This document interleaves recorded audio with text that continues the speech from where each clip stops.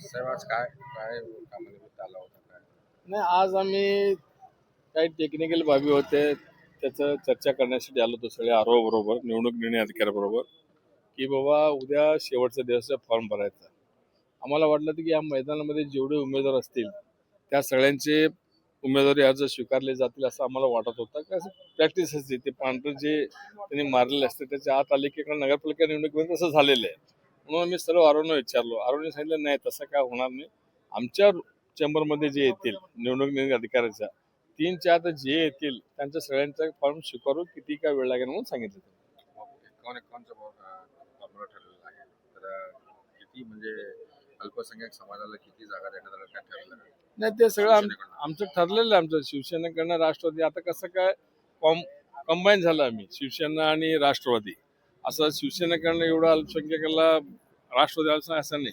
दोघं मिळून कुठं कुठं दोघांचे जास्त आहे आणि जे निवडून येणारा उमेदवार कोण आहे कुठल्या समाजाचं आहे त्याचं ताकद किती त्याचं योगदान किती शहराच्या विकासासाठी योगदान किती निवडून आल्यानंतर काम करण्याची कॅपॅसिटी किती हे आम्ही दोन्ही पक्षाच्या नेत्यांनी बसून निर्णय घेऊन उमेदवारी दिलेली आहे. परंतु तुमच्या पक्षामधील जे अल्पसंख्याक समाजातील जे इच्छुक होते त्यांना उमेदवारी जाहीर म्हणजे द्यायचं ठरलंय का नाही ठरलंय? कारण काही काही जण असं सांगतात की शिवसेना शिंदे पक्ष जे आहे एकही अल्पसंख्याक उमेदवारी देणार नाही आणि सगळ्या राष्ट्रवादीकडे टाकून देतील. असं का नाही असं ते उगी आता हे बघा काय असतं कोणाला तरी हट झाले की काहीतरी सांगत असते ते वस्तुस्थिती नसते. ते सगळं आम्ही सर्वसमावेशक आम्ही पॅनल तयार केलेलं आहे राष्ट्रवादी आणि शिवसेना मिळून.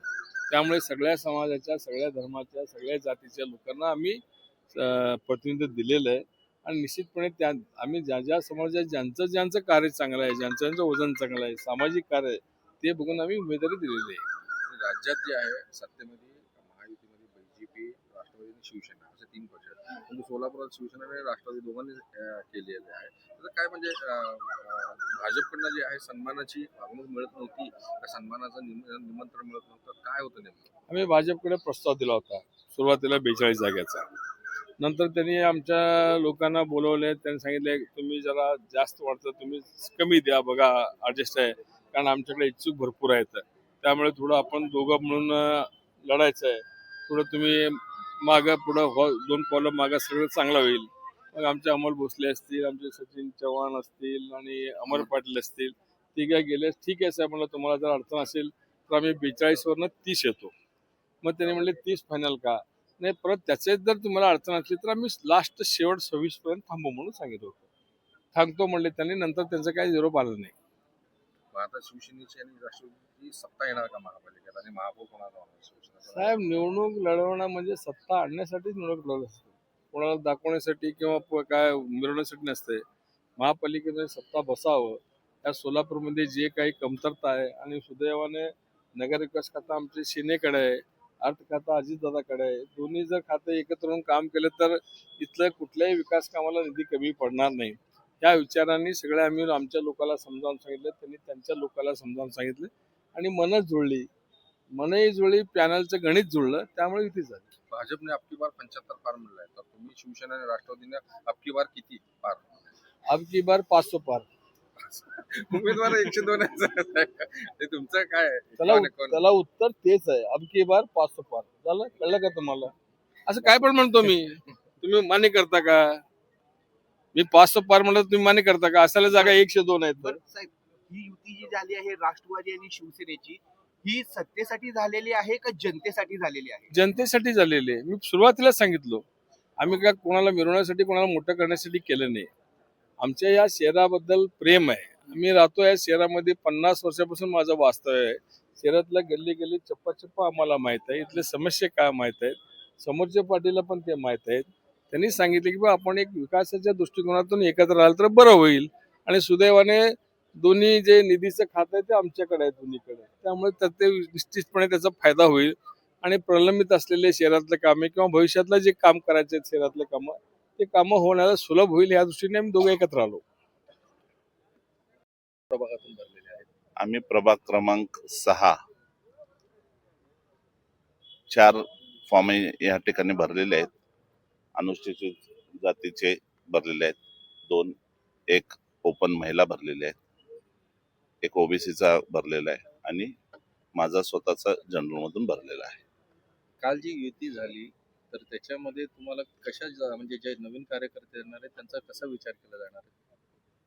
आम्ही 50% फॉर्म्युलावर शिवसेना आणि राष्ट्रवादी अजितदादा गटांचं युती झालेली आहे. 51 सीट आम्ही घेतलेले आहेत. पण आता जे नवीन मुद्दे आहेत की जे सोलापूरचा विकास झाला म्हणतात, तर तुम्ही कोणत्या मुद्द्यांवर निवडणूक लढवणार आहे? सोलापुराच्या विकासाच्या मुद्द्यावरच निवडणूक लढणार आहे. प्रभागाच्या वार्डाच्या विकासावर ते काही ठिकाणी कामं झाले असतील, काही ठिकाणी झाले नसतील. जिथं झाले नसतील ते तर मुद्दे आहेतच ना आमचे काय. आणि म, बरेचसे मुद्दे हे आहेत ते नंतर तुम्हाला याच्यामध्ये कळणारच आहे. जेव्हा आम्ही जाहीरनाम्यात आमच्या भागातले जे मुद्दे असतील ते मुद्दे आम्ही त्यावेळेस ते जाहीर करू. म्हणजे पहिली यादी कधी डिक्लेअर होईल? आज संध्याकाळपर्यंत तरी अपेक्षित आहे. बघू काय होतं. कारण आताच सर्व शिवसेनेचे श्रेष्ठ मंडळ, सगळं ज्येष्ठ मंडळ आलेले होते. त्यांनी चर्चा केलेली आहे, झालेली आहे. आता एबी फॉर्मची वगैरे चर्चा झालेली आहे तिथं पण ती. आणि आज संध्याकाळपर्यंत अपेक्षित आहे. महापौर कोणाचा होणार? शिवसेना शिंदे पक्षाचा होणार का? त्याच्यावरती अजून काय ठरलेलं नाहीये. ते निवडणुका झाल्यानंतर ठरेल. भाईजी, महाराष्ट्रामध्ये शिवसेनेची ताकद जास्त असताना सुद्धा ते समसमान जागा वाटप जे झाले त्यावरती काय दबाव होता का की बाबा हे असं समसमान झालं म्हणून काय? नाही, तसं काही नव्हतं. जिथं भारतीय जनता पार्टीला आम्ही 30 जागा मागितल्या होत्या, पण त्यांनी त्या 30 जागा या ठिकाणी दिल्या नाहीत आणि युतीची बोलणी काय पुढं सरकली नाही. मग वाट बघण्यात काय अर्थ नाही म्हणून ही युती केलेली आहे. जिथं आम्ही 30 जागा मागत होतो तिथं आम्ही 51 जर जागा घेतल्या असतील तर काय त्याच्यात नुकसान नाहीये. जर उद्याच्याला राष्ट्रवादीने पदच भूमिका बदलली तर शिवसेना तेव्हा काय करणार? कधी आता भूमिका बदलायला वेळ कुठे आहे? आता भूमिका बदलायला वेळ नाही. ऑलरेडी 51 जागा आम्ही घेतलेल्या आहेत आणि त्या फायनल झालेल्या, त्यांच्या पण जवळपास फायनल झालेल्या, आमच्या पण जवळपास फायनल झालेल्या. काय ते आज फॉर्म भरलेला आहे, काय सांगाल प्रभागातल्या लोकांना, जनतेला, मतदारांना? आतापर्यंत जे पण आम्ही प्रभागातील लोकांसाठी आमच्या शिवसेनेने जे पण काही काम केलेलं आहे त्या जोरावरती आम्हाला एक विश्वास आहे की प्रभागातील आमचे जे पण काही मतदार आहेत ते 100% आम्हाला शिवसेनेलाच मत देतील आणि शिवसेना ही प्रभाग क्रमांक 6 मध्ये प्रभावी ठरणार आहे, एवढं मी सर्व आपल्या लोकांसमोर ग्वाही देते. तर तुमच्या प्रभागामध्ये काय चालतो? पक्षाचं चिन्ह चालतो का उमेदवाराचा चेहरा चालतो? उमेदवाराचा चेहरा आणि पक्षाचं चिन्ह दोन्हीही चालतं. तिथं पक्षाच्या चिन्हावरती आपण उमेदवाराचा चेहरा पण चालतो. कारण पक्षाने जर साथ दिली तरच उमेदवार लोकांपर्यंत, मतदारांपर्यंत पोहोचून त्यांच्या अडचणी सोडवणार आहे.